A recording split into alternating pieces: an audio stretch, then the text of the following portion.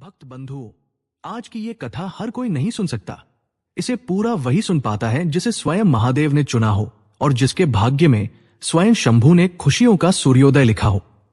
भक्तों, इस पवित्र कथा को सुनने मात्र से भगवान शिव की ऐसी विशेष कृपा प्राप्त होती है जो हर किसी के भाग्य में नहीं लिखी होती। कहा गया है, इस कथा को जो भी श्रद्धा से सुन लेता है उसकी औलाद की गरीबी दूर हो जाती है। उसके बच्चों के ऊपर मंडराते कष्ट, बाधाएं और संकट सब महादेव की कृपा से राख हो जाते हैं। औलाद की लंबी उम्र, घर परिवार की समृद्धि, जीवन में शांति और सहजता, ये सब महादेव स्वयं प्रदान करते हैं। लेकिन भक्त बंधुओं, एक बात सदा याद रखना।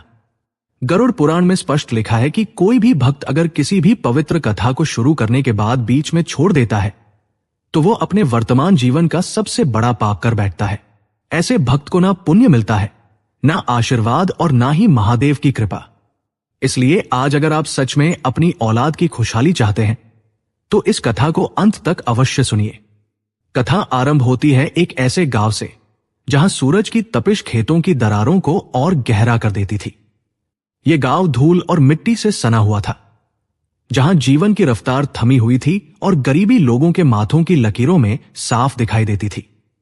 इसी गांव के एक कोने में एक कच्चा और टूटा फूटा मकान था, जिसकी छत से बारिश का पानी टपकता था और जिसकी दीवारें वक्त की मार झेलकर कमजोर हो चुकी थी।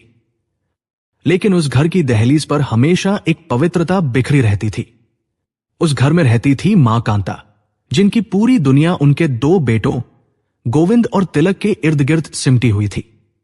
कांता मां के पास धन दौलत के नाम पर कुछ नहीं था, लेकिन उनके पास एक ऐसी संपत्ति थी जिसे कोई चोर चुरा नहीं सकता था। वह था महादेव पर उनका अटूट विश्वास। घर के एक छोटे से आले में भगवान शिव की एक पुरानी धुंधली सी तस्वीर लगी थी और उसके सामने एक मिट्टी का दीपक हमेशा जलता रहता था।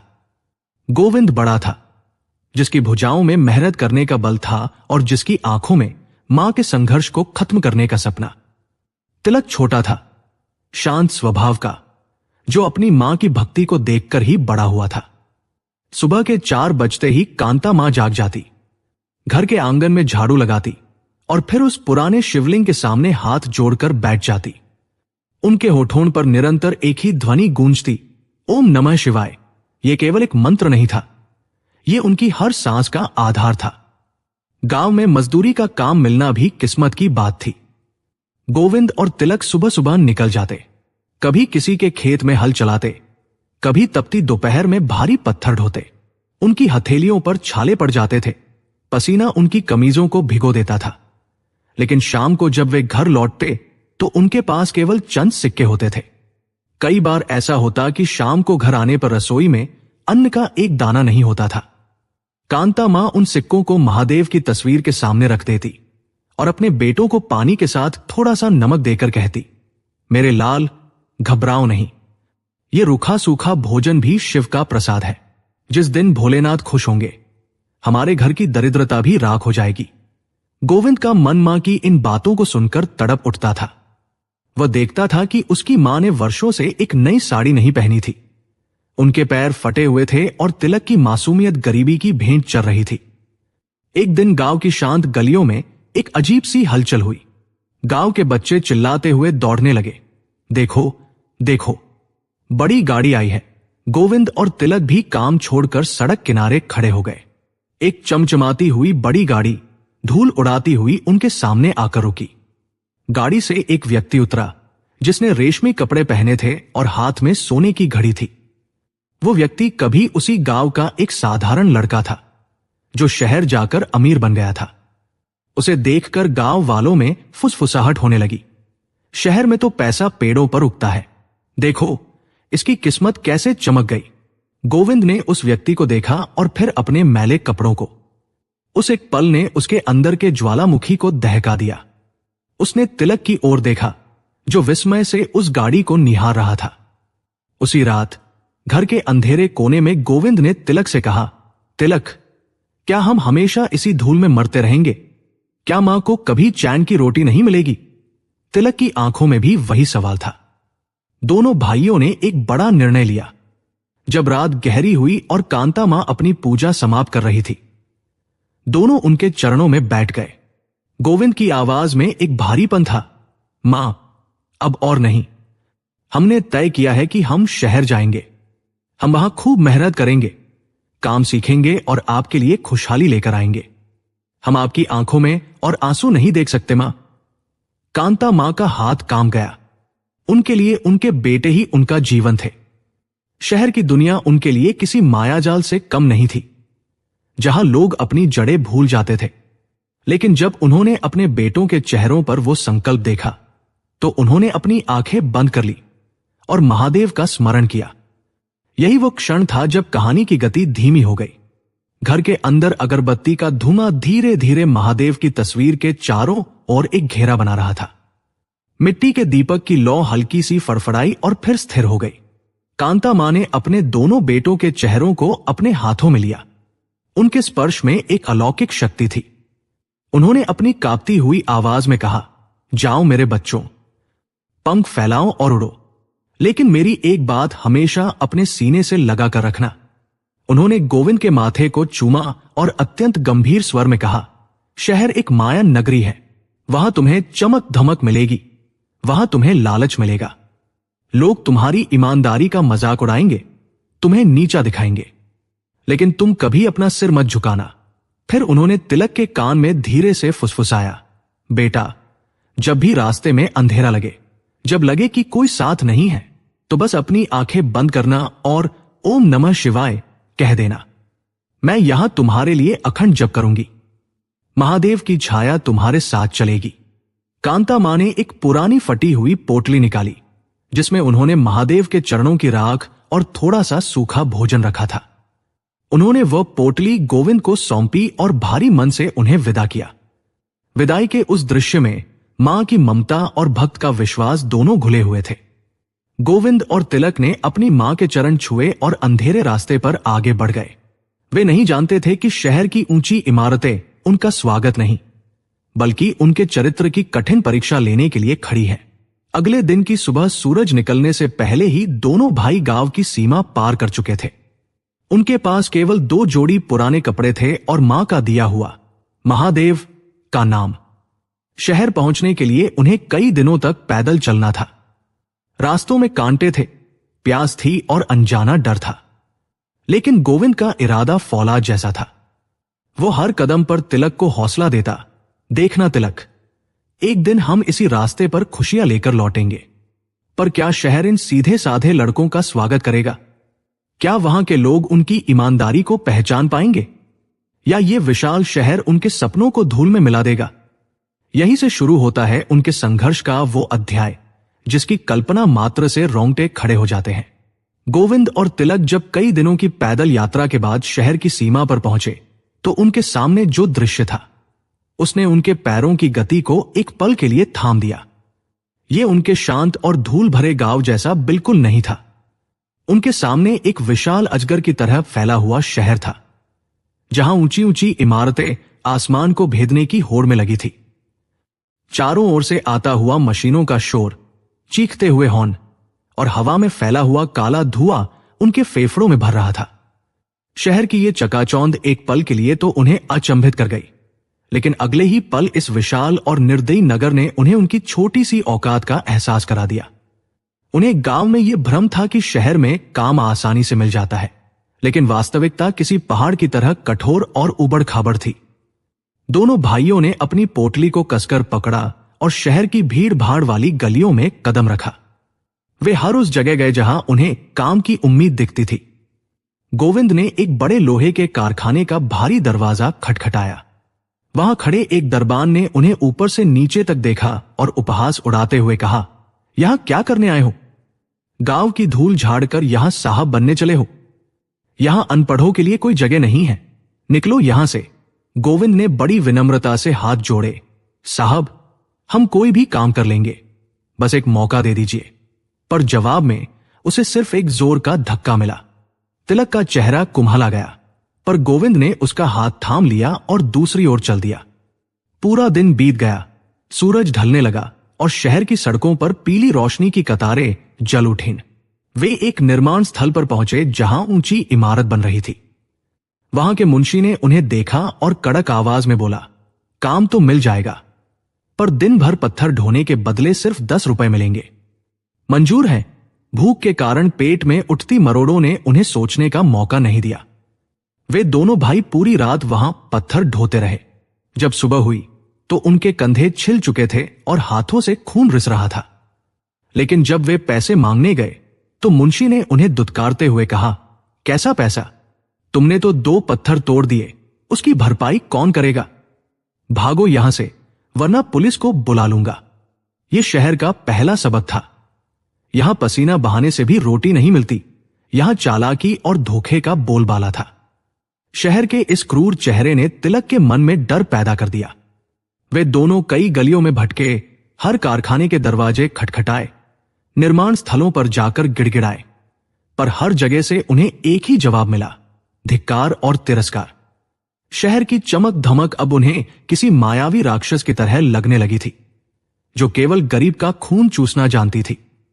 गोविंद बड़ा होने के नाते अपनी थकान और निराशा को छिपाने की कोशिश करता था, पर उसका अपना मन भी अब जवाब देने लगा था। 3 दिन बीत चुके थे। मां का दिया हुआ वह थोड़ा सा सूखा भोजन अब खत्म हो चुका था। उनकी जेब में एक फूटी कौड़ी भी नहीं बची थी। अब उनके पास पीने के लिए केवल सार्वजनिक नलों का पानी था और रात बिताने के लिए किसी गंदे पुल के नीचे की पथरीली जगह। भूख के कारण उनकी आंखों के सामने अंधेरा छाने लगा था। तिलक की हालत खराब हो रही थी। उसकी मासूमियत अब भूख और प्यास की भेंट चढ़ रही थी। शहर के लोग उनके बगल से गुजरते, कीमती गाड़ियों में बैठकर, महंगे होटलों में खाना खाते हुए, पर किसी की नजर उन 2 लावारिस भाइयों पर नहीं पड़ती थी। चौथी रात शहर में तेज बारिश होने लगी। कड़कड़ाती बिजली और ठंडी हवाओं ने उनके शरीर को सुन्न कर दिया। वे एक पुराने और जर्जर पुल के नीचे जाकर सिमट गए। पुल के ऊपर से गुजरती गाड़ियों की आवाज उनके कानों में गड़ रही थी।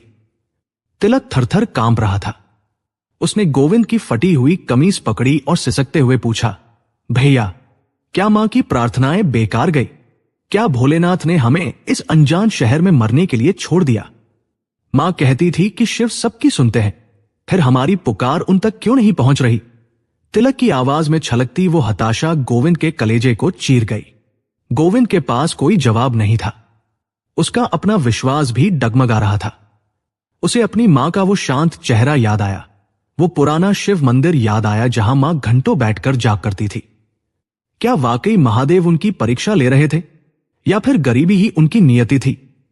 गोविंद ने अपनी आंखें बंद की। उसे महसूस हुआ कि उसकी जेब में मां की दी हुई वो राख की छोटी सी पुड़िया अभी भी सुरक्षित है। उसने उसे निकाला और तिलक के माथे पर लगाया। यही वो क्षण था जब कहानी की गति ठहर गई। पुल के नीचे की वो दुर्गंध और खंड जैसे ओझल हो गई। चारों ओर छाई हुई काली घटाओं के बीच एक अजीब सी शांति व्याप गई। गोविंद ने तिलक को अपने सीने से लगाया और अत्यंत धीमी मगर गहरी आवाज में कहा, तिलक, मां कहती थी कि जब सब रास्ते बंद हो जाए तो महादेव का द्वार खुलता है। हमारी भूख और हमारा ये दुख भी महादेव की दी हुई एक आहुति है। आंखें बंद करो और बस उन्हें याद करो। दोनों भाइयों ने उस अंधेरे पुल के नीचे भूखे पेट और कांपते शरीर के साथ अपनी आंखें बंद कर ली। उनकी रूह से एक ही आवाज निकली, ओम नमः शिवाय, ओम नमः शिवाय। ये जाप अब केवल शब्दों का उच्चारण नहीं था। ये एक भक्त की अपने आराध्य के लिए आखिरी पुकार थी। जैसे जैसे वे जाप कर रहे थे, उनके चारों ओर की हवा जैसे बदलने लगी। एक अलौकिक गर्माहट उन्हें महसूस होने लगी। उन्हें ऐसा लगा जैसे उनकी मां कांता उनके सिर पर हाथ फेर रही हों और महादेव स्वयं उस अंधेरे पुल के नीचे उनके साथ विराजमान हों। उनकी तड़प और उनका विश्वास उस गंदी जगह को भी एक पावन मंदिर में बदल रहा था। तभी बारिश की बूंदों के बीच किसी के आने की आहट सुनाई दी। पदचाप धीमी थी, पर उसमें एक ठहराव था। गोविंद ने अपनी आंखें खोली। उसने देखा कि एक बूढ़ा व्यक्ति, जिसके बाल चांदी की तरह सफेद थे और चेहरे पर झुर्रियों के बावजूद एक दिव्य तेज था, उनकी ओर बढ़ रहा था। उसके हाथ में एक छोटा सा लाल थैला था और दूसरे हाथ में चाय की एक केतली। वो व्यक्ति उनके करीब आया और वही पत्थर पर बैठ गया। उसकी आंखों में दया का ऐसा सागर था जिसे देखकर गोविंद का सारा डर खत्म हो गया। बड़ी लंबी यात्रा करके आए हो ना बच्चों? उस बूढ़े ने मुस्कुराते हुए पूछा। उसकी आवाज में एक ऐसी मिठास थी जो सीधे दिल में उतरती थी। गोविंद कुछ बोल पाता उससे पहले ही उस बूढ़े ने अपने थैले से 2 ताजी रोटियां और गुड़ का एक टुकड़ा निकाला। उसने बड़े प्यार से वे रोटियां उनकी ओर बढ़ा दी। लो, पहले इसे खा लो, महादेव का प्रसाद समझकर ग्रहण करो। तिलक ने कांपते हाथों से रोटी का टुकड़ा उठाया। वो रोटी केवल अन्न नहीं थी, वो उनके अटूट विश्वास का प्रतिफल थी। जैसे ही उन्होंने पहला निवाला खाया, उनके शरीर में एक नई ऊर्जा का संचार होने लगा। उस बूढ़े व्यक्ति ने उन्हें गर्म चाय पिलाई और उनकी कहानी बड़े ध्यान से सुनी। उसने अपना नाम बताया, शंकर। शंकर ने उनकी ओर देखा और कहा, इस शहर का दिल पत्थर का है, पर यहां भी कुछ दरवाजे ऐसे हैं जो महादेव की इच्छा से खुलते हैं। तुम दोनों हार मत मानना। कल सुबह जब सूरज की पहली किरण इस पुल को छुए तो तुम शहर के उस उत्तरी छोर की ओर जाना जहां एक बहुत बड़ी फैक्ट्री है। वहां मजदूरों की भीड़ होगी, पर तुम घबराना मत। उस फैक्ट्री के गेट पर जाकर कहना कि तुम्हें शंकर ने भेजा है। गोविंद और तिलक उस अजनबी के चरणों में झुक गए।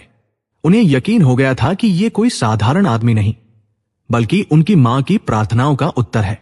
जब उन्होंने सिर उठाया तो वह बूढ़ा व्यक्ति वहां नहीं था।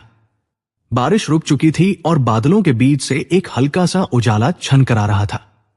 शंकर के दिए हुए भोजन ने न केवल उनकी भूख मिटाई थी, बल्कि उनके मुरझाए हुए संकल्प को फिर से हरा भरा कर दिया था। अगले दिन सुबह के उजाले में दोनों भाई शहर के उस शोर शराबे के बीच एक नई दिशा की ओर बढ़ चले। उनके मन में अब डर नहीं था, बल्कि एक अजीब सा कौतूहल था। उन्हें लग रहा था कि महादेव स्वयं अदृश्य रूप में उनके आगे आगे चल रहे हैं। जब वे उस विशाल फैक्ट्री के गेट पर पहुंचे तो वहां का नजारा देखकर उनके रोंगटे खड़े हो गए। हजारों मजदूर वहां खड़े थे, शोर मच रहा था और गार्ड डंडों से सबको पीछे हटा रहे थे। गोविंद ने तिलक का हाथ कसकर पकड़ा। वह भीड़ के बीच से रास्ता बनाते हुए आगे बढ़ने लगा। लोग उसे कोहनियां मार रहे थे, गालियां दे रहे थे, पर गोविंद का लक्ष्य सामने था।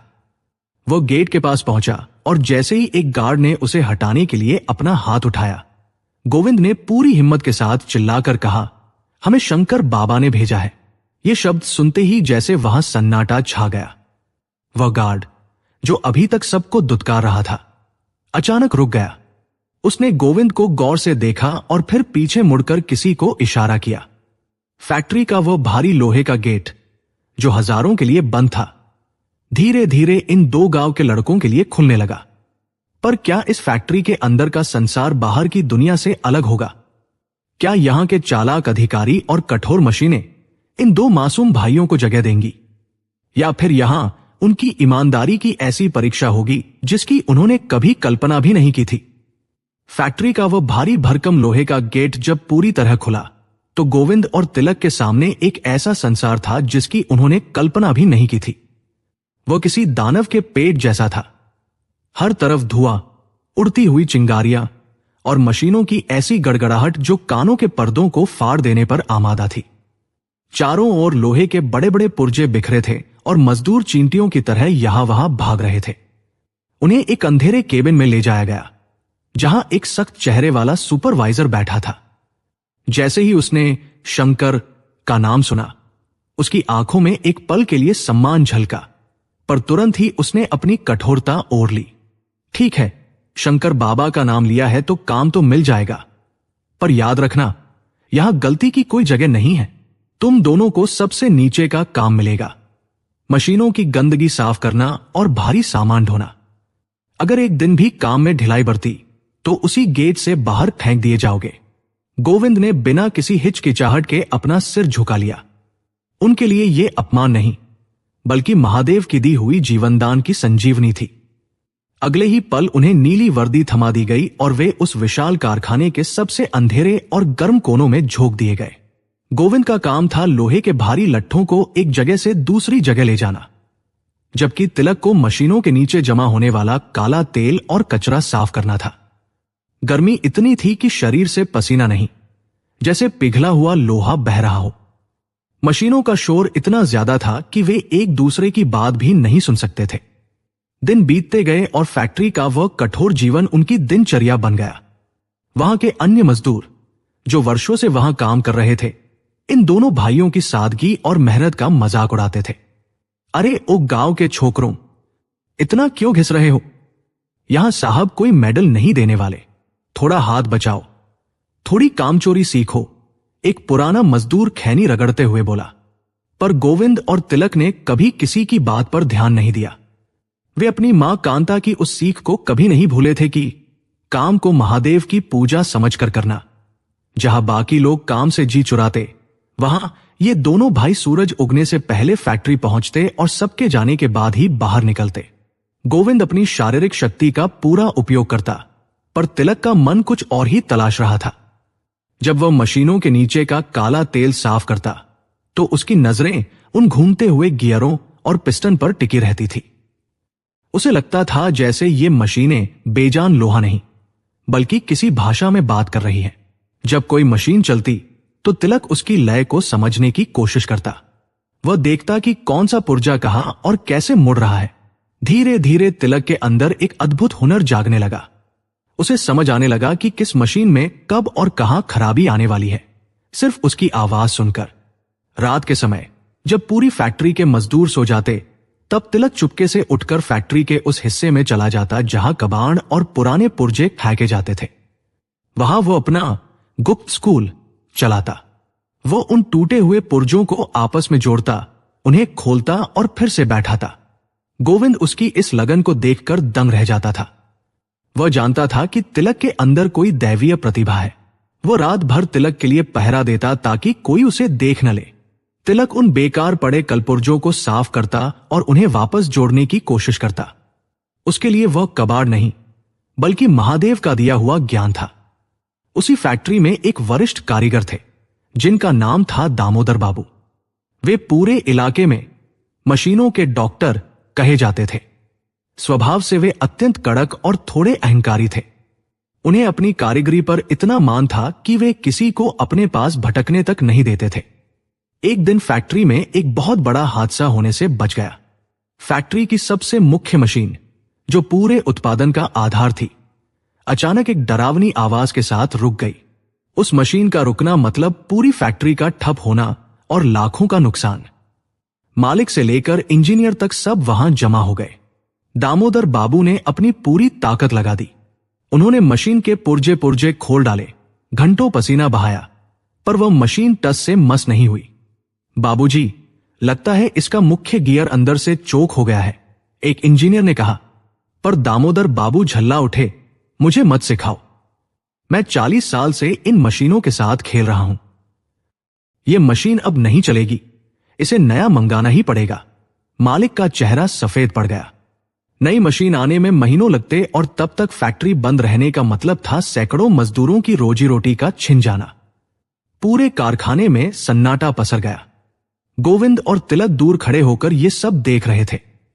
तिलक की आंखें उस मशीन के एक छोटे से हिस्से पर टिकी थी। उसने महसूस किया कि मशीन के रुकने की आवाज में एक खास तरह की रुकावट थी, जिसे बाकी लोग नजरअंदाज कर रहे थे। उसने गोविंद का हाथ पकड़ा और फुसफुसाया, भैया, मैं जानता हूं यह मशीन कैसे ठीक होगी। वह जो लाल लीवर के पास वाला नट है, उसमें छोटी सी कंकड़ फंस गई है। गोविंद ने उसे चुप कराया। पागल है क्या तिलक? बड़े बड़े इंजीनियर हार गए, दामोदर बाबू जैसा उस्ताद नहीं कर पाया। तू तो अभी कल का छोकरा है। पर तिलक के मन में एक अजीब सा विश्वास था, जैसे उसकी मां की प्रार्थनाएं उसके कानों में गूंज रही हों। उसने अपनी हिचकिचाहट छोड़ी और भीड़ को चीरते हुए आगे बढ़ गया। जैसे ही वह मशीन के करीब पहुंचा, गार्ड्स ने उसे रोकने की कोशिश की, पर दामोदर बाबू ने हाथ के इशारे से उन्हें रोक दिया। उनकी आंखों में थकान और चिड़चिड़ाहट थी। क्या है लड़के, तू यहां क्या कर रहा है? कचरा साफ करने का वक्त हो गया क्या? दामोदर बाबू ने व्यंग्य से पूछा। तिलक ने बड़ी विनम्रता से सिर झुकाया और कहा, बाबूजी, अगर आप आज्ञा दे तो क्या मैं एक बार कोशिश कर सकता हूं? मैंने इस मशीन को रात रात भर चलते हुए सुना है। मुझे लगता है कि बीमारी वहां नहीं है जहां आप ढूंढ रहे हैं। दामोदर बाबू का अहंकार जाग उठा। तू सिखाएगा मुझे? जा, अपना झाड़ू उठा और काम कर। लेकिन फैक्ट्री के मालिक ने, जो सब कुछ हार चुके थे, हस्तक्षेप किया। रुको दामोदर, वैसे भी मशीन कबाड़ हो चुकी है। इस लड़के को एक मौका देने में क्या हर्ज है? अगर इसने कर दिया तो चमत्कार होगा, और नहीं किया तो वैसे भी हम बर्बाद हैं। यहीं से शुरू हुआ वह क्षण जिसने उस विशाल कारखाने की पूरी ऊर्जा को एक जगह केंद्रित कर दिया। तिलक मशीन के पास गया।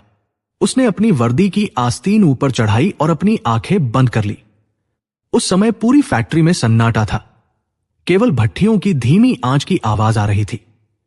तिलक ने मन ही मन अपनी मां का चेहरा याद किया और उस पुराने घर में जलने वाले महादेव के दीपक का स्मरण किया। उसने धीरे से कहा, ओम नमः शिवाय। ये शब्द जैसे ही उसके होठों से निकले, उसके हाथों में एक अलग ही स्थिरता आ गई।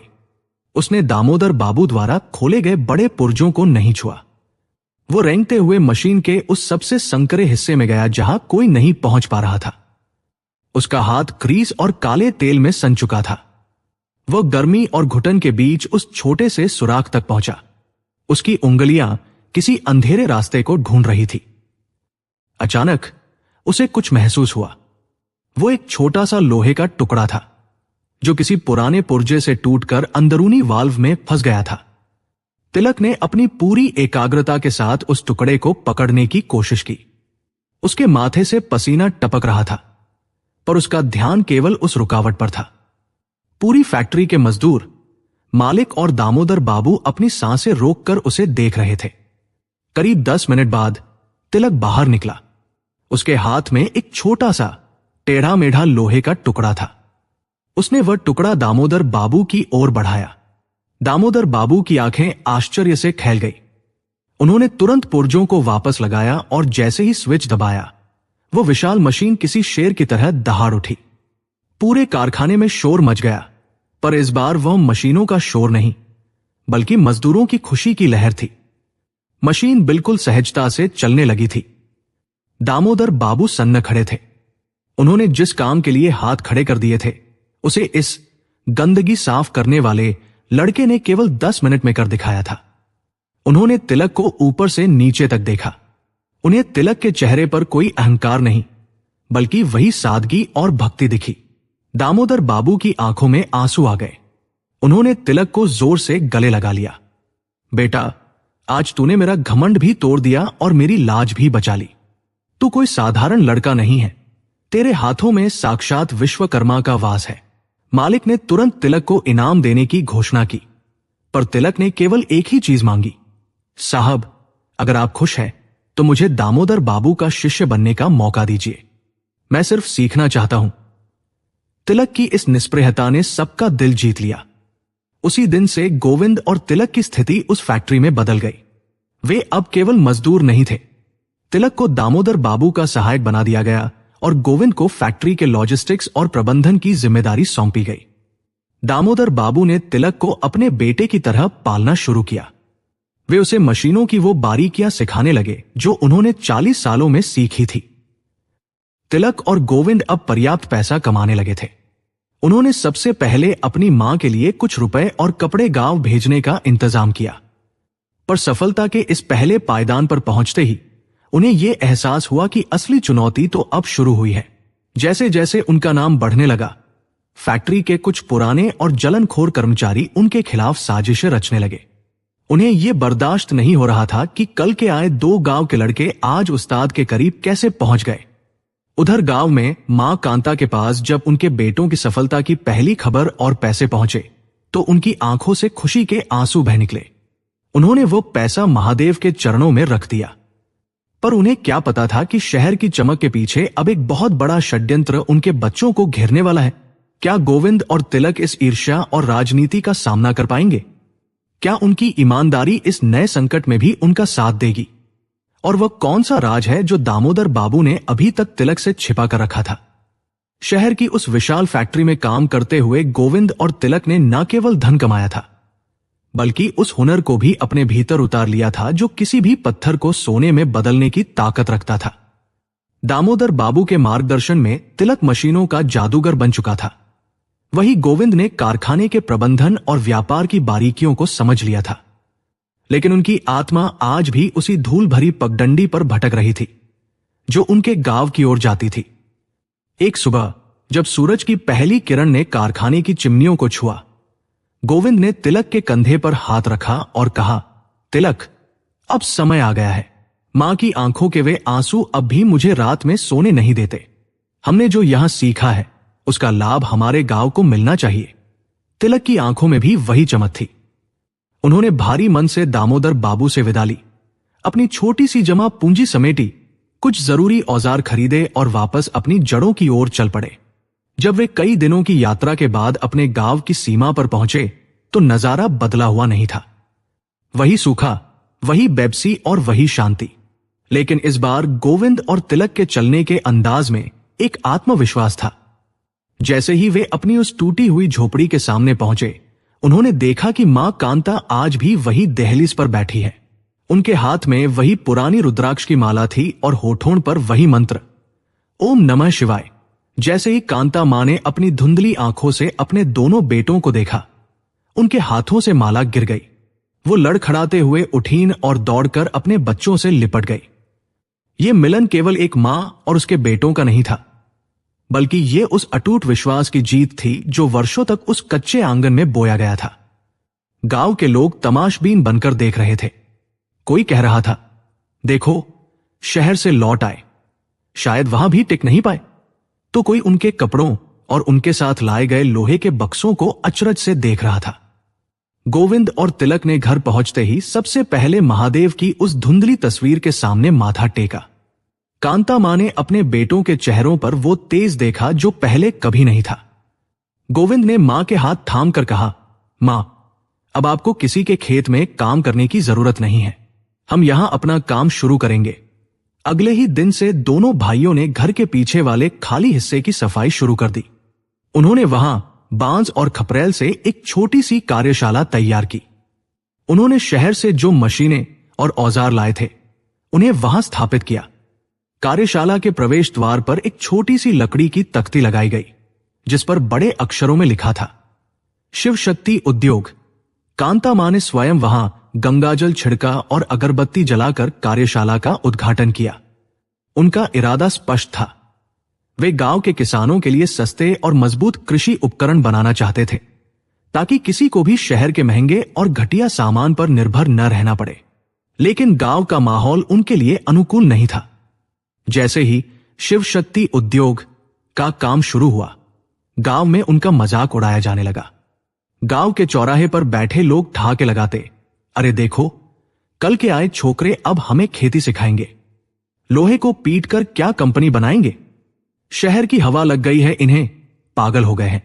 गांव का सबसे अमीर और प्रभावशाली व्यक्ति धर्मपाल, जिसकी अपनी पुरानी दुकानें थी और जो किसानों को ऊंचे ब्याज पर औजार बेचता था, उसने इस नई कार्यशाला को अपनी सत्ता के लिए खतरा माना। उसने अपने गुर्गों के माध्यम से गांव में यह अफवाह फैला दी कि गोविंद और तिलक शहर से चोरी का माल लाए हैं और उनके बनाए उपकरण खेतों में जाकर टूट जाएंगे।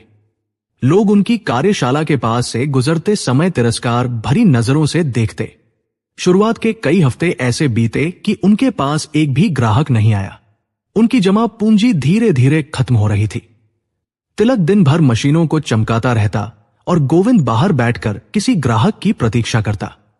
एक दोपहर जब सूरज अपनी पूरी तपिश के साथ चमक रहा था, गांव का एक पुराना किसान रामदीन अपनी बैलगाड़ी लेकर वहां पहुंचा। उसके हाथ में एक टूटा हुआ हल था। वह परेशान था क्योंकि बुवाई का समय आ गया था और उसका हल बीच खेत में ही दगा दे गया था। उसने शहर की दुकानों पर पता किया था, पर वहां हल की कीमत सुनकर उसके होश उड़ गए थे। वो हिचकिचाते हुए गोविंद के पास आया और बोला, बेटा, सुना है तुम लोग मरम्मत का काम करते हो, क्या मेरा ये हल ठीक हो पाएगा? मेरे पास ज्यादा पैसे नहीं हैं। गोविंद ने मुस्कुराकर कहा, काका, आप पैसे की चिंता मत कीजिए, आप बस हमें एक मौका दीजिए। तिलक ने तुरंत उस हल को अपने हाथों में लिया। उसने देखा कि हल की धातु घटिया थी और वो गलत तरीके से वेल्ड की गई थी। तिलक ने अपनी पूरी कारीगरी लगा दी। उसने भट्टी सुलगाई, लोहे को लाल होने तक तपाया और उसे एक ऐसा आकार दिया जो पहले से कहीं ज्यादा मजबूत और पैना था। शाम तक हल तैयार हो गया। रामदीन ने जब हल को देखा तो उसे अपनी आंखों पर यकीन नहीं हुआ। हल की चमक ऐसी थी जैसे वो अभी अभी कारखाने से बनकर निकला हो। रामदीन ने खुश होकर अपनी फटी हुई पोटली से कुछ पैसे निकालने चाहे, पर गोविंद ने उसे रोक दिया। काका, ये हमारा पहला काम है, आप बस इसे खेत में इस्तेमाल कीजिए, पैसा बाद में देखा जाएगा। रामदीन दुआएं देता हुआ चला गया। लेकिन अगले ही दिन जो हुआ, उसने शिव शक्ति उद्योग की नींव हिला दी। अगली सुबह रामदीन गुस्से में चिल्लाता हुआ कार्यशाला में आया। उसके पीछे गांव के 10-12 लोग और थे, जिनमें धर्मपाल के गुर्गे भी शामिल थे। रामदीन के हाथ में वही हल था जो बीच से फिर से टूट चुका था। उसने हल को गोविंद के पैरों के पास फेंक दिया और चिल्लाया, धिक्कार है तुम पर, तुम लोगों ने मेरा भरोसा तोड़ा। तुम्हारे इस घटिया हल की वजह से मेरी बैलगाड़ी का जुआ भी टूट गया और मेरे बैलों को चोट लग गई। तुम शहर से हुनर नहीं, धोखा सीख कर आए हो। गांव वालों ने शोर मचाना शुरू कर दिया, निकालो इन्हें गांव से, ये हमारी खेती बर्बाद कर देंगे। धर्मपाल जी सही कहते थे, ये दोनों ठग हैं। तिलक का चेहरा सफेद पड़ गया। उसे अपनी कारीगरी पर पूरा भरोसा था। वो समझ नहीं पा रहा था कि उसकी मेहनत कैसे विफल हो गई। उसे लगा जैसे उसकी पूरी दुनिया उजड़ गई हो। यही वो क्षण था जब कहानी की गति अत्यंत धीमी हो गई। कार्यशाला के बाहर धूल उड़ रही थी और लोगों का शोर कान फाड़ रहा था। सूरज की रोशनी उस टूटे हुए हल पर पड़ रही थी, जैसे उसकी नाकामी का उपहास उड़ा रही हो। गोविंद ने उस टूटे हुए हल को देखा और फिर सामने खड़े क्रोधित रामदीन को। उसके कान में अपनी मां की वो बात गूंजी, हर बाधा को शिव की परीक्षा समझना। गोविंद के भीतर एक अजीब सा ठहराव आ गया। जहां कोई और होता तो शायद बहस करता या अपनी सफाई देता, लेकिन गोविंद ने कुछ और ही किया। उसने अपनी आंखें बंद की और मन ही मन महादेव का स्मरण किया। फिर उसने धीरे से कदम बढ़ाए और उस धूल भरे मैदान में सबके सामने रामदीन के पैरों के पास झुक गया। गोविंद ने अपने घुटने जमीन पर टेक दिए और अपना सिर रामदीन के पैरों के करीब ले गया। चारों ओर अचानक सन्नाटा छा गया। वो शोर मचाती भीड़ भी जैसे इस दृश्य को देखकर जड़ हो गई। गोविंद ने बड़ी ही शांत और करुणा भरी आवाज में कहा, काका, गलती मेरी है। मैंने शायद आपके विश्वास को परखने में कमी कर दी। हम यहां व्यापार करने नहीं, आपकी सेवा करने आए थे। अगर मेरी कारीगरी से आपके बैलों को चोट लगी है और आपका नुकसान हुआ है, तो मैं इसका पूरा प्रायश्चित करूंगा। उसने अपना सिर जमीन से छुआया और फिर ऊपर उठकर रामदीन की आंखों में देखते हुए बोला, मैं आपसे हाथ जोड़कर विनती करता हूं, मुझे एक आखिरी मौका दीजिए। मैं खुद आपके खेत पर आकर काम करूंगा और इस बार जो हल मैं आपको दूंगा, अगर वो फिर से टूटा तो मैं अपनी ये कार्यशाला हमेशा के लिए बंद कर दूंगा और ये गांव छोड़कर चला जाऊंगा। उस समय गोविंद के चेहरे पर जो सच्चाई और विनम्रता थी, उसने रामदीन के क्रोध को बर्फ की तरह पिघला दिया। गांव के लोग जो अभी तक पत्थर मारने को तैयार थे, वे भी चुप हो गए। मां कांता घर के दरवाजे पर खड़ी ये सब देख रही थी। उनकी आंखों में आंसू थे, पर दिल में गर्व था कि उनके बेटे ने अहंकार के बजाय सादगी का रास्ता चुना। रामदीन ने धीरे से गोविंद का कंधा पकड़ा और उसे उठाया। ठीक है बेटा, मैं तुम्हें एक मौका और देता हूं, पर याद रखना, किसान के लिए उसका हल उसकी जान होता है। गोविंद और तिलक उस दिन पूरी रात नहीं सोए। तिलक ने उस टूटे हुए हल का फिर से बारीकी से निरीक्षण किया।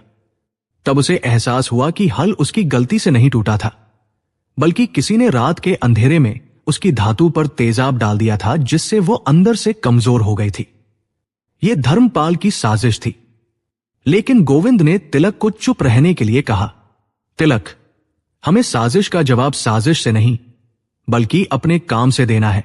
उन्होंने मिलकर एक ऐसा हल तैयार किया जिसकी धातु में उन्होंने अपनी पूरी लगन और महादेव का नाम फूंक दिया था।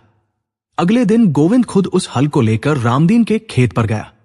उसने दिन भर धूप में रामदीन के साथ मिलकर खेत जोता। हल मिट्टी को मक्खन की तरह चीरता हुआ आगे बढ़ रहा था। शाम तक पूरा खेत जुत चुका था और हल की धार में एक खरोंच तक नहीं आई थी। रामदीन की आंखों में अब चमक थी। उसने गोविंद को गले लगा लिया। यह खबर पूरे गांव में जंगल की आग की तरह फैल गई। लोगों को समझ आ गया कि गोविंद और तिलक केवल कारीगर नहीं, बल्कि ऊंचे चरित्र वाले इंसान हैं। धीरे धीरे लोगों का अविश्वास भरोसे में बदलने लगा। शिव शक्ति उद्योग के बाहर अब किसानों की लाइन लगने लगी थी। लेकिन जैसे जैसे उनकी सफलता की गूंज बढ़ने लगी, धर्मपाल की ईर्ष्या की आग और भी तेज हो गई। उसे लगा कि अगर इन दोनों भाइयों को अभी नहीं रोका गया तो उसकी सालों की जमीजमाई सल्तनत उजड़ जाएगी।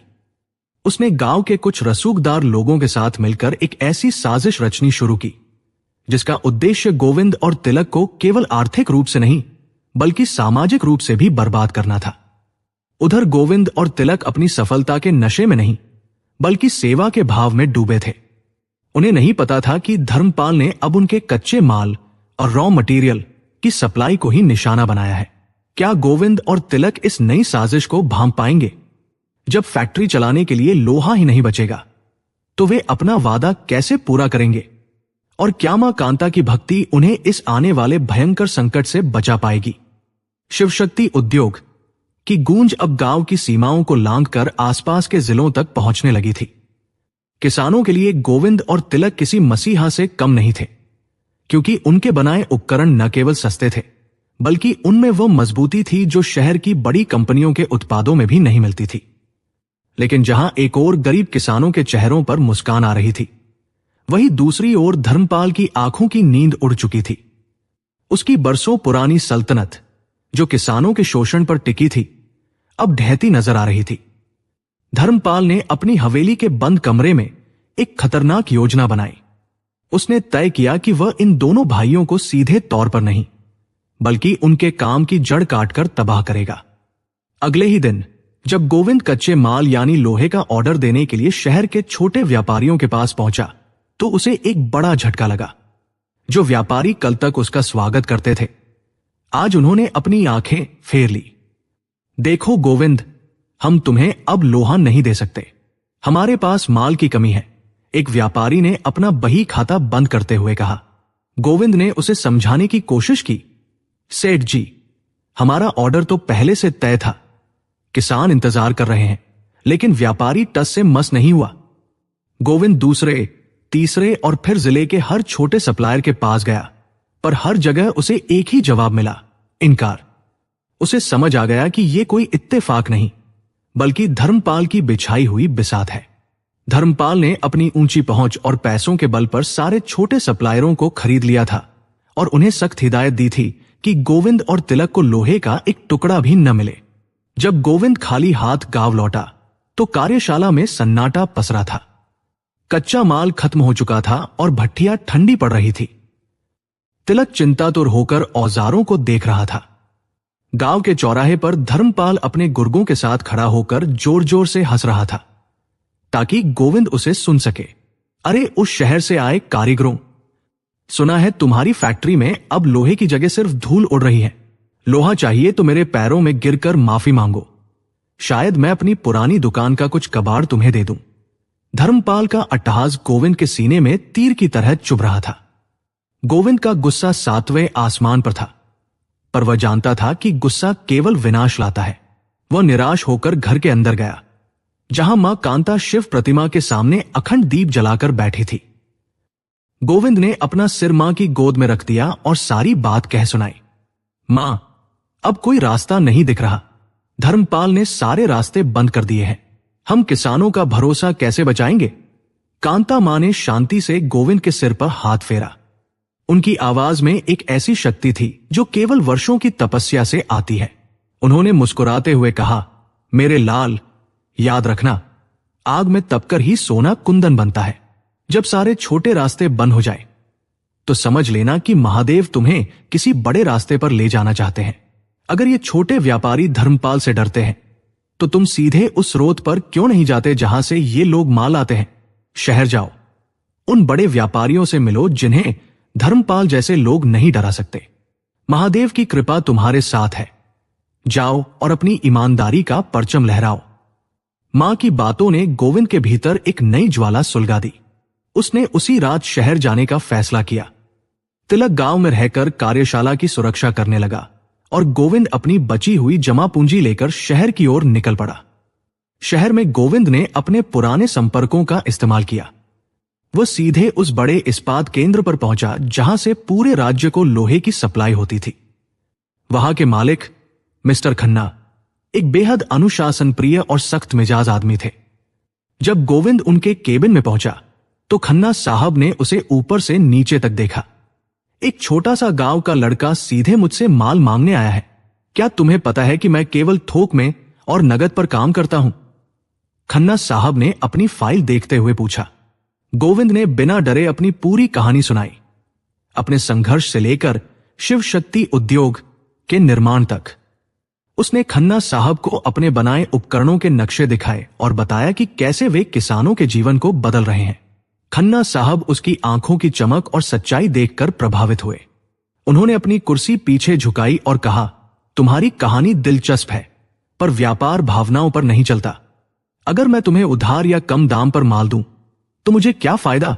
गोविंद ने उत्तर दिया, साहब, आप मुझे माल दीजिए, मैं आपको वो गुणवत्ता दूंगा जिसे आपका नाम गर्व से आगे ले जाएगा। और मैं वादा करता हूं कि महादेव की सौगंध, आपका एक एक पैसा समय से पहले चुकाया जाएगा। खन्ना साहब ने उसकी आंखों में देखा और मुस्कुरा दिए। उन्होंने न केवल उसे माल देने का वादा किया, बल्कि उसे सीधे फैक्ट्री रेट पर लोहा उपलब्ध कराया। एक हफ्ते बाद जब गांव की कच्ची सड़क पर दो विशाल ट्रक धूल उड़ाते हुए दाखिल हुए तो पूरा गांव दंग रह गया। ट्रकों पर भवानी स्टील के बड़े बड़े बोर्ड लगे थे। धर्मपाल की हंसी उसके गले में ही अटक गई। उसे विश्वास नहीं हो रहा था कि जिस लड़के को उसने घुटनों पर लाने की कोशिश की थी, वह सीधे शहर के सबसे बड़े व्यापारियों से हाथ मिलाया है। अब गोविंद के पास माल की कोई कमी नहीं थी। उसकी कार्यशाला दिन रात चलने लगी। उत्पादन इतना बढ़ा कि अब उसे नए मजदूर रखने पड़े। उसने गांव के उन बेरोजगार लड़कों को काम दिया जिन्हें धर्मपाल ने निकाल दिया था। इसी बीच एक दोपहर गांव में एक सरकारी गाड़ी रुकी। जिला मुख्यालय से कृषि विभाग के एक बड़े अधिकारी मिस्टर देसाई अपनी टीम के साथ वहां आए थे। उन्होंने सुना था कि इस गांव के दो भाई ऐसे उपकरण बना रहे हैं जो कम लागत में किसानों की पैदावार बढ़ा रहे हैं। तिलक ने उन्हें अपना बनाया हुआ एक खास यंत्र दिखाया, जिसे उसने भोले बाबा का यंत्र नाम दिया था। यह यंत्र बीज बोने और खाद डालने का काम एक साथ करता था और इसे चलाने में मेहनत बहुत कम लगती थी। मिस्टर देसाई ने जब उस यंत्र का परीक्षण देखा तो वे अपनी जगह से उछल पड़े। अविश्वसनीय, जो बड़ी कंपनियां नहीं कर पाई वो तुम दोनों ने कर दिखाया। हमें सरकार की ओर से पूरे जिले के लिए 5000 ऐसे यंत्र चाहिए। क्या तुम ये ऑर्डर पूरा कर सकते हो? ये एक ऐसा अवसर था जो किसी भी व्यक्ति की जिंदगी बदल सकता था। 5000 यंत्रों का ऑर्डर मतलब करोड़ों का व्यापार। गोविंद और तिलक की आंखों में चमक आ गई, पर अगले ही पल गोविंद के चेहरे पर चिंता की लकीरें उभर आई। इतने बड़े ऑर्डर के लिए उन्हें अपनी कार्यशाला को एक विशाल फैक्ट्री में बदलना था। उन्हें बड़ी मशीनें, ज्यादा कच्चा माल और कम से कम 100 मजदूरों की जरूरत थी। इसके लिए उन्हें बहुत बड़ी धनराशि की आवश्यकता थी, जो उनके पास नहीं थी। गोविंद जिले के सबसे बड़े बैंक में गया। वहां का माहौल बहुत औपचारिक और सख्त था। वो फटे पुराने कुर्ते और गांव की सादगी में बैंक मैनेजर के केबिन के बाहर घंटों बैठा रहा। लोग उसे शक की निगाह से देख रहे थे। जब वह अंदर गया तो मैनेजर ने उसके कागजात देखे और उपहास किया। 5 करोड़ का लोन तुम्हारे पास गिरवी रखने के लिए क्या है? ये टूटा हुआ घर और थोड़ी सी जमीन, ये पर्याप्त नहीं है। हम तुम जैसे गांव के लड़कों पर इतना बड़ा जोखिम नहीं ले सकते। जाओ कहीं और देखो। यहीं से शुरू हुआ वह क्षण जिसने उस बैंक के ठंडे केबिन को एक मंदिर की ऊर्जा में बदल दिया। गोविंद ने अपनी फाइल बंद की, लेकिन वह अपनी कुर्सी से उठा नहीं। उसने मैनेजर की आंखों में सीधे देखा। उसकी आंखों में कोई क्रोध नहीं था, बल्कि एक ऐसी करुणा और विश्वास था जो केवल सत्य बोलने वाले के पास होता है। उसने बहुत धीमी और भारी आवाज में बोलना शुरू किया। साहब, मेरे पास गिरवी रखने के लिए सोने की ईंटें नहीं है और न ही मेरे पास शहर की आलीशान जमीन है, लेकिन मेरे पास कुछ ऐसा है जिसकी कीमत आपके बैंक की तिजोरी से भी बड़ी है। वो है मेरी मां की भक्ति और मेरी ईमानदारी। मैनेजर ने कुछ कहना चाहा, पर गोविंद ने हाथ के इशारे से उसे रोक दिया। साहब, क्या आप जानते हैं कि एक किसान जब रात को सोता है तो वह केवल बारिश का सपना नहीं देखता, वो उन औजारों का सपना देखता है जो उसकी मेहनत को सफल बना सके। मैंने उस फैक्ट्री में तेल और धूल के बीच रातें गुजारी है। मैंने भूख को अपने पेट में जलते देखा है। मेरी मां ने नमक रोटी खाकर हमें इस लायक बनाया कि हम समाज की सेवा कर सके। अगर आप मुझे ये लोन देंगे तो आप केवल कंपनी को पैसा नहीं दे रहे, आप उन हजारों किसानों के विश्वास को सहारा दे रहे हैं जो मेरे यंत्रों का इंतजार कर रहे हैं। गोविंद की आवाज में एक कंपन था, एक ऐसी सच्चाई थी जो कागजों की मोहताज नहीं थी। उसने अपनी जेब से महादेव के चरणों की वो राख निकाली जो उसकी मां ने उसे विदा करते समय दी थी। साहब, मेरी मां कहती है कि महादेव कभी अपने भक्त का हाथ नहीं छोड़ते। आप मुझे लोन मत दीजिए, आप बस मेरी मेहनत पर दाव लगाइए। अगर मैं एक भी रुपया चुकाने में विफल रहा तो मैं जीवन भर आपके बैंक की गुलामी करूंगा, पर मेरे गांव के किसानों का सपना मत टूटने दीजिए।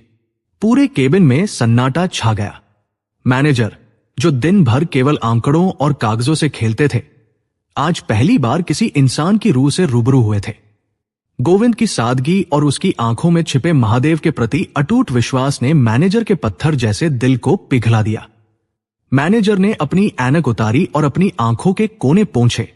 उन्होंने धीरे से फोन उठाया और हेड ऑफिस फोन किया। सर, मेरे सामने एक ऐसा प्रोजेक्ट है जिसकी कोई प्रॉपर्टी वैल्यू तो नहीं है, लेकिन इसकी कैरेक्टर वैल्यू अरबों में है। मैं अपनी जिम्मेदारी पर यह लोन स्वीकृत कर रहा हूं। लोन पास हो गया। गांव में एक नया उत्सव शुरू हुआ। शिव शक्ति उद्योग अब एक विशाल कारखाने का रूप लेने लगा। बड़ी बड़ी मशीनें आई, गांव के सैकड़ों युवकों को रोजगार मिला और गोविंद तिलक का नाम पूरे प्रदेश में चमकने लगा। उन्होंने सरकारी ऑर्डर समय से पहले पूरा कर दिया। धर्मपाल का साम्राज्य पूरी तरह ढह चुका था। अब वो अपनी हवेली के अंधेरे कोनों में दुबका रहता था। सफलता उनके कदम चूम रही थी। गोविंद और तिलक अब उद्योगपति बन चुके थे। उनके पास गाड़ियां थी, बड़ा घर था और नाम था। पर मां कांता आज भी उसी पुराने मंदिर में बैठकर महादेव का जाप करती थी। एक शाम जब वे दोनों भाई अपनी नई फैक्ट्री से लौटे और मां के पैर छुए, तो मां ने उनके सिर पर हाथ फेरते हुए एक ऐसी बात कही जिसने उनकी सफलता की खुशी को एक गंभीर मोड़ दे दिया। मां कांता की आंखों में एक अलग ही भाव था। उन्होंने कहा, मेरे बच्चों, तुम दुनिया जीत चुके हो, पर मेरा एक काम अभी भी बाकी है। यह सफलता अधूरी है जब तक तुम अपनी अगली जिम्मेदारी पूरी नहीं करते। क्या थी मां कांता की वह आखिरी इच्छा? क्या वो धन दौलत से जुड़ी थी या किसी बड़े आध्यात्मिक रहस्य से? और क्या गोविंद और तिलक इस अंतिम परीक्षा को भी पार कर पाएंगे? मां कांता की आंखों में एक अनोखी चमक थी जो दिए की लौ से भी ज्यादा प्रज्वलित लग रही थी। उन्होंने गोविंद और तिलक के हाथों को अपने हाथों में लिया और बहुत ही शांत स्वर में कहा, मेरे बच्चों, तुमने वो सब कुछ हासिल कर लिया है जो एक इंसान का सपना होता है। तुमने गरीबी को हराया, तुमने समाज को रोजगार दिया और तुमने अपनी मेहनत से महादेव का मान बढ़ाया। लेकिन यह सफलता तब तक अधूरी है जब तक तुम इस संपत्ति को संस्कारों की डोर से नहीं बांधते। मेरी अंतिम इच्छा यह है कि अब तुम दोनों अपना घर बसाओ। मैं अपने पोते पोतियों के साथ इस आंगन में खेलना चाहती हूं। गोविंद और तिलक ने एक दूसरे की ओर देखा और मुस्कुरा दिए। उन्होंने सिर झुकाकर कहा, मां, आपकी हर आज्ञा हमारे लिए महादेव का आदेश है। आप जिसे चुनेंगी हम उसी से विवाह करेंगे। मां कांता ने अपनी बहू के रूप में किसी अमीर घर की बेटियों को नहीं, बल्कि उन लड़कियों को चुना जो सादगी और संघर्ष की मूरत थी। उन्होंने गांव की ही दो ऐसी कन्याओं, पल्लवी और रचना को चुना, जिन्होंने बहुत कम उम्र में अपने माता पिता को खो दिया था और जो मेहनत करके अपना जीवन चला रही थी। कांता मां जानती थी कि जिन्होंने अभाव देखा है वही इस वैभव का सही मूल्य समझ पाएंगी। पूरे गांव में इस बात की चर्चा फैल गई कि इतने बड़े उद्योगपति किसी शहर की राजकुमारी से नहीं, बल्कि अपने ही गांव की साधारण कन्याओं से विवाह कर रहे हैं। इस बीच भवानी शंकर उद्योग समूह की ख्याति अब देश के कोने कोने में फैल चुकी थी। गोविंद ने गांव में केवल अपनी फैक्ट्री ही नहीं बनाई, बल्कि वहां एक आधुनिक अस्पताल और एक शानदार स्कूल भी खुलवाया। जिस गांव में कभी लोग धूल और बीमारी से मरते थे, आज वहां हर तरफ हरियाली और खुशहाली थी। गोविंद और तिलक ने अपनी सफलता के घमंड को कभी अपने पास फटकने नहीं दिया। वे आज भी उसी सादगी से रहते थे और हर मजदूर के साथ बैठकर खाना खाते थे। गांव के लोग अब उस मिट्टी को चूमते थे जहां ये दोनों भाई चलते थे। शादी की तैयारियां शुरू हुई। पर यह कोई साधारण शादी नहीं थी। गोविंद ने स्पष्ट कर दिया था कि वे कोई फिजूल खर्ची नहीं करेंगे। जो पैसा हम दिखावे में खर्च करेंगे उससे हम गांव के 10 और बच्चों की पढ़ाई का खर्च उठा सकते हैं। गोविंद ने अपनी मां से कहा। विवाह के लिए गांव के पुराने शिव मंदिर को ही चुना गया। पूरे मंदिर को गेंदे के फूलों और आम के पत्तों से सजाया गया। चारों ओर शिव भजनों की मधुर ध्वनि गूंज रही थी। विवाह के दिन एक और चमत्कार हुआ। धर्मपाल, जो अब तक अपनी ईर्ष्या की आग में जल रहा था, अचानक गोविंद के घर के सामने आकर खड़ा हो गया। उसके कपड़े साधारण थे और चेहरे पर अहंकार की जगह पछतावे के गहरे निशान थे। वह गोविंद के पैरों में गिर पड़ा और फूट फूट कर रोने लगा। गोविंद, मुझे क्षमा कर दो। मैंने तुम्हें बर्बाद करने के लिए क्या क्या नहीं किया, पर महादेव ने तुम्हारी सच्चाई का साथ दिया। आज मेरी दौलत मुझे काट रही है और तुम्हारी सादगी ने पूरे गांव का दिल जीत लिया है। क्या तुम मुझ जैसे पापी को गले लगाओगे? गोविंद ने तुरंत उसे उठाया और गले से लगा लिया। धर्मपाल जी, महादेव के दरबार में कोई पापी नहीं होता, बस रास्ता भटक जाता है। आज से आप हमारे बड़े भाई हैं। इस दृश्य ने गांव वालों की आंखों में आंसू ला दिए। विवाह समारोह अत्यंत सात्विक और दिव्य था। पल्लवी और रचना ने साधारण रेशमी साड़ियां पहनी थी, पर उनके चेहरों पर जो संतोष और भक्ति का भाव था वो किसी भी महंगे गहने से बड़ा था। गोविंद और तिलक ने भी पारंपरिक धोती और कुर्ता पहना था। गांव के हर गरीब परिवार को शादी में बुलाया गया था। वहां अमीर और गरीब के बीच की दीवार पूरी तरह गिर चुकी थी। कांता मां की आंखों से निरंतर हर्ष के आंसू बह रहे थे। उन्हें लग रहा था कि आज उनके जीवन की तपस्या पूर्ण हो गई है। यही वो क्षण था जब कहानी की गति अत्यंत धीमी और भावुक हो गई। विवाह के पवित्र फेरों के बाद जब चारों नवविवाहित जोड़े आशीर्वाद लेने के लिए उठे तो गोविंद ने सबको रुकने का इशारा किया। वो अपनी मां का हाथ पकड़कर उन्हें मंदिर के गर्भगृह में स्थित उस प्राचीन शिवलिंग के पास ले गया। तिलक, पल्लवी और रचना भी उनके पीछे पीछे आए। वहां की हवा अगरबत्ती और ताजे फूलों की खुशबू से महक रही थी। मंदिर के कोने कोने में शंख की ध्वनि गूंज रही थी। गोविंद ने अपनी मां के साथ मिलकर शिवलिंग पर जल अर्पण किया। उस ठंडे जल की धार जैसे ही महादेव के मस्तक को छुई, पूरे मंदिर में एक अलौकिक शांति छा गई। गोविंद ने अत्यंत भारी और भावुक आवाज में बोलना शुरू किया। हे महादेव, आज हम जो कुछ भी हैं वो केवल आपकी कृपा और हमारी मां की भक्ति का फल है। हम साक्षी मानकर यह संकल्प लेते हैं कि चाहे ये संपत्ति अरबों में बदल जाए, चाहे हमारा नाम पूरी दुनिया में गूंजे, पर हम कभी इस गांव की मिट्टी को नहीं भूलेंगे। हम कभी उस भूख को नहीं भूलेंगे जिसने हमें लड़ना सिखाया। हम वादा करते हैं कि हमारा हाथ हमेशा निर्बलों की सेवा के लिए उठा रहेगा। तिलक और दोनों बहुओं ने भी शिवलिंग को स्पर्श किया और अपनी आंखें बंद कर ली। कांता मां ने अपने चारों बच्चों के सिर पर हाथ रखा। उस समय ऐसा लगा जैसे साक्षात महादेव और माता पार्वती मंदिर के उस गर्भगृह में अदृश्य रूप में विराजमान होकर उन्हें आशीर्वाद दे रहे हों। वह क्षण केवल एक विवाह का नहीं था, बल्कि वह सत्य, ईमानदारी और भक्ति के मिलन का था। मंदिर के बाहर खड़े हजारों ग्रामीणों ने एक स्वर में जयकारा लगाया, हर हर महादेव। विवाह के बाद भवानी शंकर उद्योग समूह ने नई ऊंचाइयों को छुआ। अब वे केवल कृषि उपकरण ही नहीं, बल्कि सौर ऊर्जा और जल संरक्षण के क्षेत्र में भी काम करने लगे। गोविंद और तिलक ने अपने गांव शिवपुरी को एक मॉडल गांव बना दिया, जिसे देखने के लिए अब विदेशों से लोग आते थे। पल्लवी ने कंपनी के प्रबंधन को संभाला, तो रचना ने कांता मां के साथ मिलकर गांव की महिलाओं को स्वावलंबी बनाने के लिए एक बड़ा केंद्र खोला। धर्मपाल अब उनके मुख्य सलाहकार के रूप में काम कर रहे थे और उन्होंने अपनी सारी संपत्ति गांव के ट्रस्ट को दान कर दी थी।